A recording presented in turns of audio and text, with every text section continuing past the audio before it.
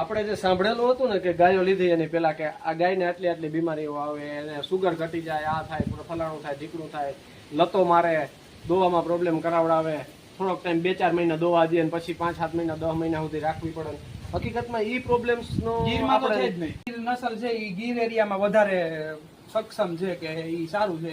પણ હકીકત છે ને એવું તો કઈ છે જ નહીં. એટલે છે આપણા વિસ્તારમાં છે ને આ દરિયાકાંઠો છે ને આપણા વિસ્તારમાં ખૂબ સરસ, ખૂબ એટલે ખૂબ પરફેક્ટલી તમે કઈ પણ ગૌશાળા કરવી હોય તો એને એવી કોઈ ફેસિલિટી ની જે માણસો બધા કહે કે આવી રીતે રાખવી પડે, પંખા જોઈને, ફલાણું જોઈને, ઢીકણું જોઈને, એવી કોઈ જરૂરિયાત નથી. એને આપણે જેમ બળદને પેલા રાખતા એ જ રીતે રાખવાની હોય.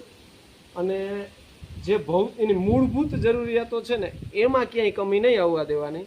બાકી કાંઈ એને બહુ સુખી રાખવાની એવી કોઈ જરૂરિયાત હોતી નથી. અને ગાયોની ઓળખમાં આપણે કઈ ગીરની ઘણા અત્યારે છે ને ગીરની પ્યુરિટી, બ્લડ લાઈન, ફલાણું એ જરૂરી છે. આપણે કોઈ બ્લડ લાઈનનો વિરોધ નથી કરતા, બહુ જરૂરી વસ્તુ છે. પણ આપણી પાસે હોય અને આપણી ગાય સારી હોય પછી એના રેકોર્ડ, આપણી પાસે અમુક રેકોર્ડ હોય, એના મેલ રેકોર્ડ હોવા જોઈએ. પણ આપણી એના સારા દૂધાળ ગાયના વાછડો હોય, મતલબ અને એનું ફિટનેસ લેવલ સારું હોય, એની વાછડીઓ આપણે જોયેલી હોય, દૂધ કરતી હોય, હવે એ પ્રૂવન હોય, પ્રૂવન જે વસ્તુ એની હારે તમે પછી બ્રીડિંગ કરાવો સારી વસ્તુનું તો એનાથી બેસ્ટ બ્લડ લાઈન વાળું પણ હું નથી માનતો. પછી પ્યોરિટી આપણે જોઈએ. આ કાન તો હવે કાન આમનો ફાફડો છે કે ઓછો છે, શું ફરક પડશે? આપણે જો તમે બુલ સિલેક્શનમાં થોડોક માર ખાઈ ગયા તો એ આજીવન ભોગવવાના. એ આજે મહિનો વંશ વેલો ચાલુ જવાનો. એટલે જેટલો બુલ ટૂંકમાં આપણે ન ફાવે એમ હોય તો છોડી દેવાનો, મતલબ એનો બીજો રસ્તો કરવાનો. પણ એને બુલ ક્યારેય બનાવવો નહીં.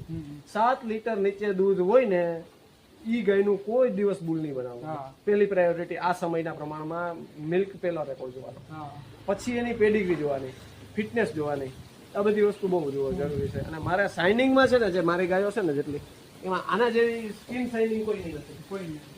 સ્કિન શાઇનિંગમાં એક નંબર છે, બરોબર. પછી સિંગ પેટર્ન આ છે ને ગીરની ઓળખમાં જેમને ઓછા ગીરને ઓળખે છે ને ઈ લોકોને એવું જ છે કે આવા સિંગ હોય ને ઈ જ ગીર કહેવાય. ઈ પાછું જે ગૌરીના નંબર હોય, મને આ સિંગ બધાને કરતા આ બધાને પસંદ કરે. મને પેલા જે ગૌરીના છે ને સિંગ એ હું એક નંબર માનું. જાડા જે પેલા નીકળે ને આના કરતા મને એ બધી રીતે કેમ મગજમાં, કેમ કે આ સિંગ જયારે પણ મોટું થાય ને, ભલે આ સિંગ ની ઓળખ આ સિંગ ની છે આપણે ગીર ગાયમાં, પણ જયારે પણ મોટું સિંગ થાય ને ત્યારે શું થાય, આજુબાજુમાં અડે મગજમાં અડે ને, એટલે એને એટલું કમ્ફર્ટેબલ ના રહે. પેલું સિંગ ક્યારે કોઈ અડવાનું ખરું, બરોબર.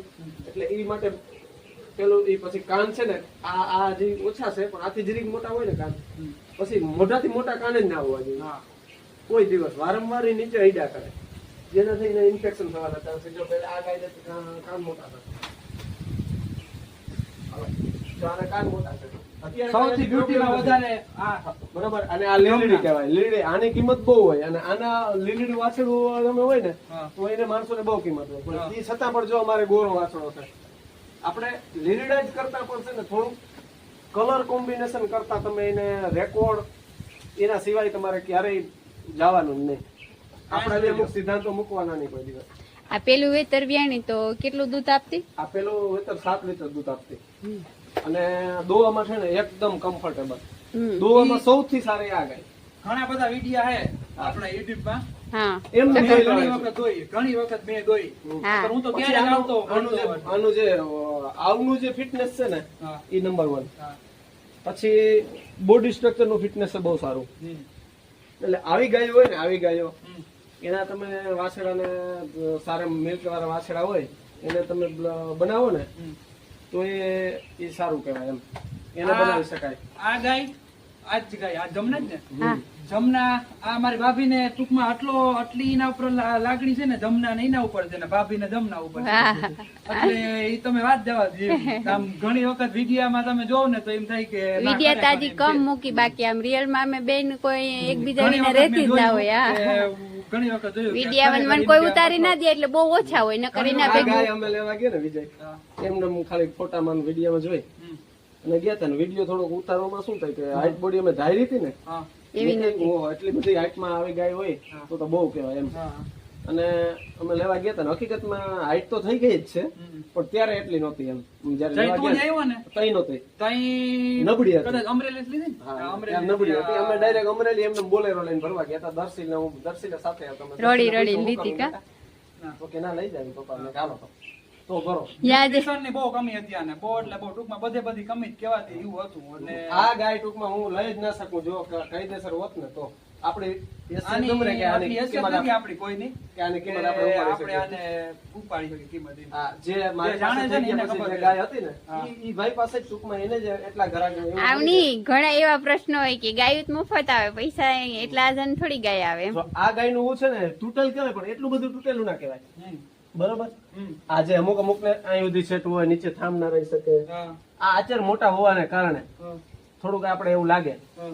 પણ માની લ્યો કે આના કરતા જરા કે વધારે ઓલું તૂટેલું હોય ને હમ.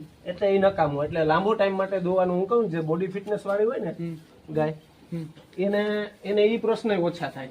અને ફિટનેસ બહુ આમ ફિટનેસ બહુ સારી છે અને અને વાસળીની જોઈએ, આની જોઈએ. આનું દૂધ પણ ખૂબ સારું છે. આ તો હજી આપણે કેમ કે પીક ઉપર તો જેમ દોઈ નથી, અને આપણે 4 લીટર સુધી લઈ ગયા હતા, 4-4.5 લીટર સુધી લાવ્યા હતા. લેવા તારે 2-3 દિવસ ખાધું નથી. હા, એમાં હે ને પછી 2 લીટર 1.5 લીટર 2 લીટર 3 લીટર જેમ કરતા 4-4.5 સુધી પાછું હમણાં વચમાં ગરમી બહુ કરીને થોડું ઘટી ગયું. બધાય કહેતા હોય કે ગીર નસલ છે એ ગીર એરિયામાં વધારે સક્ષમ છે કે ઈ સારું છે એમ.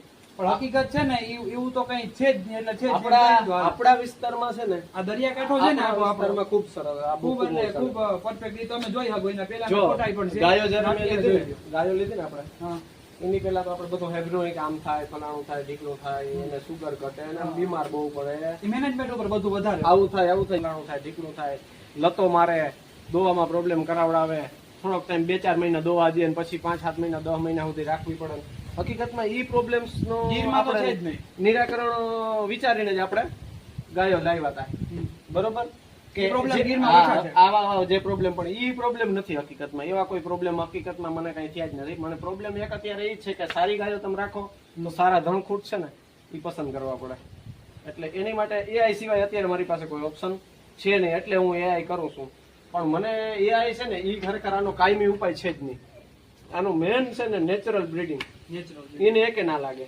લાંબો ટાઈમ જો તમારે કાયદેસરનું ગૌ બ્રીડિંગ કરવું, ગૌ સંવર્ધન કરવું હોય તો નેચરલ બ્રીડિંગ ફરજિયાત છે. બરોબર.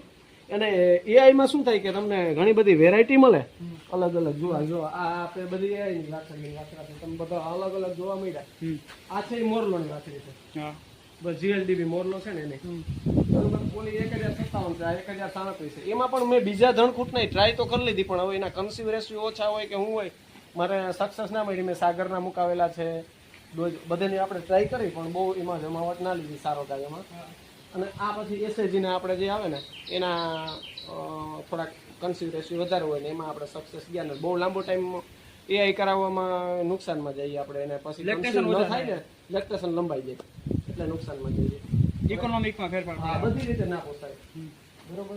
એટલે જો કોઈને કઈ પણ ગૌશાળા કરવી હોય તો એને એવી કોઈ ફેસિલિટી નહીં જે માણસો બધા કહે કે આવી રીતે રાખવી પડે, પંખા જોઈને, ફલાણું જોઈને, ઢીકણું જોઈને, એવી કોઈ Natural જરૂરિયાત વાતાવરણ નથી. જોઈએ. એને આપણે જેમ બળદને પેલા રાખતા એ જ રીતે રાખવાની હોય.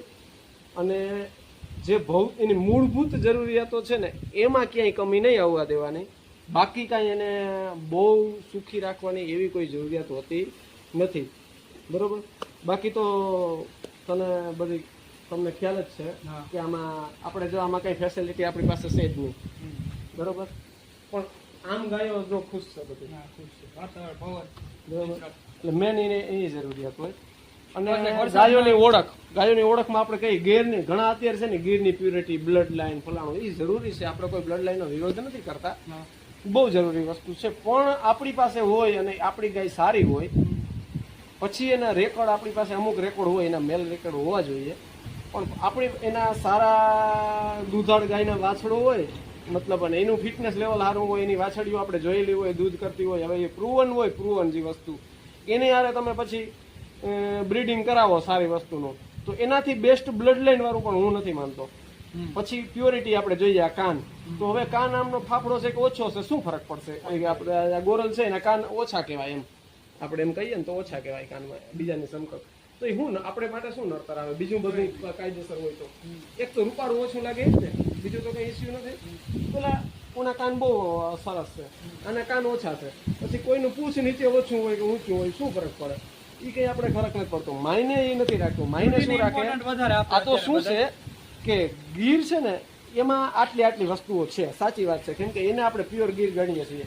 અને ગીર નસલને આપણે ગીર નસલ ટૂંકમાં બહારના કોઈ હોય ઓળખતા તો હોય નહીં. ઈ લોકોને માટે આ બધી વસ્તુ જરૂરિયાત છે. આપણી માટે અમુક પ્રુવનમાં કઈ જરૂર નથી. બાકી હા, આપણે અજાયની કોઈ પણ વસ્તુ લેવા જઈએ ને ન્યાય એ જરૂરિયાત છે. કેમ કે આપણે કેમ ખબર પડે? નહીતર તો અત્યારે દેશી કોઈ બીજી ગાય હોય એમાં નામાં ફરક શું એ ખબર ના પડે. એના નેચર વાઇઝ આ તે ઠંડી હોય, બીજું ઘણો બધો આના જે મેન સ્વાભાવિક ડીએનએ ના ગુણ હોય ને એની માટે તેની જરૂરિયાત હોય. બાકી પ્રુવન આપણી પાસે હોય. કોઈ સારા ખેડૂતો પાસે પણ સારી ગાયો હોય છે, નહીં કે મોટા બ્રીડરો પાસે સારી હોય, પણ એવું નથી કે એની પાસે જ સારી હોય. ઘણી જગ્યાએ આપણે નાના ખેડૂતો પાસે પણ સારી ગાયો હોય છે, બરોબર. અને ઈ સારી ગાયોમાં સારા વાસડા અને સારી કે જેમાં કોઈ જાતનું કોમ્પ્રોમાઇઝ કરવામાં ન આવે તો બ્રીડરો જેવી જ અને એના કરતા સારી પણ ઓલાદો બનાવી શકીએ ખરા. એવું કઈ છે નહીં, બરોબર. એટલે એ બધી વસ્તુઓ છે ને બહુ સારી છે. અને હું આ ગીર ગાયમાં જો કોઈને ધન્યવાદ આપતો હોઉં તો પ્રદીપસિંહ રાવલ કરીને, જે પ્રદીપસિંહ રાવલ કરીને હતા ને એને ગીર નસલને સાચવી રાખી. નહીતર બનત એવું કે ગીર ગાય બચત જ નહીં, એની પ્યોરિટી જ ના બચત. જે આપણે વર્ણશંકર કહી શકીએ ને, મિશ્ર પ્રજાતિ બધી બની જાય. જે મિશ્ર પ્રજાતિ ને જે કોઈ પણ પ્રજાતિ હોય ને એના ખાસ એના ગુણ હોય. ઈ ગુણો હોય ને ઈ મિશ્ર પ્રજાતિ થાય એટલે ઈ ગુણો ખરેખર ક્યાંય ના ન રહે એમ. એટલે એની માટે એ નુકસાન કરતા સાબિત થાય. ઈ મિશ્ર પ્રજાતિમાંથી જો આજે ગીર ગાયો આખા દેશમાં જે પ્રચલિત છે ને આખા દેશમાં જો કોઈ રહી હોય તો વર્ષો પહેલા પ્રદીપસિંહ રાવલે સાચવી રાખી. મનસુખભાઈ સુવાગીયાએ એમનું માર્કેટિંગ કર્યું અને એને કારણે આજે મનસુખભાઈ આપણે માંડવિયાની પણ મનસુખભાઈ આપણે પેલા જે મનસુખભાઈ સુવાગીયા ફ્લોટેક કંપનીના માલિક છે ને એને ખૂબ ગીર ગાયને પ્રચલિત કરી, બરોબર. એના કારણે ગીતનું માર્કેટ થયું. અને પ્રદીપસિંહ રાવલને ધન્યવાદ દેવો જોઈએ કે આવી સરસ આખા વિશ્વમાં પ્રખ્યાત નસલ છે કે જે અમુક દેશોની ઇકોનોમી ચેન્જ કરી દે એવી બ્રાઝિલની ઇકોનોમી ચેન્જ કરી જ દીધી છે. એવી નસલને એને જાળવી રાખી. ખરેખર આપણા દેશની અંદર અમુક રત્નો પડ્યા હતા, બરોબર, એને સાચવીને રાખ્યા. દેવો ધાવે, બરોબર. તો એક આપણી ગૌશાળામાં જો મા વિનાનો વાછડું છે ને ધાવે છે, ઈ પણ અમે તમને દેખાડી દઈએ લાઈવ. જો હા, એની માં વહી રહી ને તેથી આ બે આડા આવી ગયા દેખાય ને ના જોવાથી તો ઓલો બધે થઈ. તો આવી ગૌશાળામાં આપણે કંઈક આપણી ગૌશાળાનો વિડીયો બનાવ્યો છે આજે, અને આપણે અહીંયા વિડીયો એન્ડ કરીએ નકર લાંબો થઈ જાય. હા, તો બધાને જય દ્વારકાધીશ. ખૂબ ખૂબ આભાર અમારો વિડીયો જોવા બદલ. અને આમાંથી જો કઈ કોઈને માહિતી મળી હોય અને જો કોઈને ઉપયોગી બને તો અમે ભગવાન દ્વારકાધીશને એવી પ્રાર્થના કરીએ કે જે બધાને ટૂંકમાં કાંઈ ને કાંઈ આપણા થકું કોઈને ઉપયોગી બનીએ એવા ઉદ્દેશથી આ વિડીયો બનાવીએ છીએ. અને જો સારો લાગે તો આગળ ફોરવર્ડ કરજો. જો કોઈને પણ ઉપયોગી થઈએ આપણે તો એવા ઉદ્દેશથી આપણે બધા સાથે મળીને ગૌ સંવર્ધનનું કામ કરીએ. જય દ્વારકાધીશ, જય ગૌ માતા. જય દ્વારકાધીશ.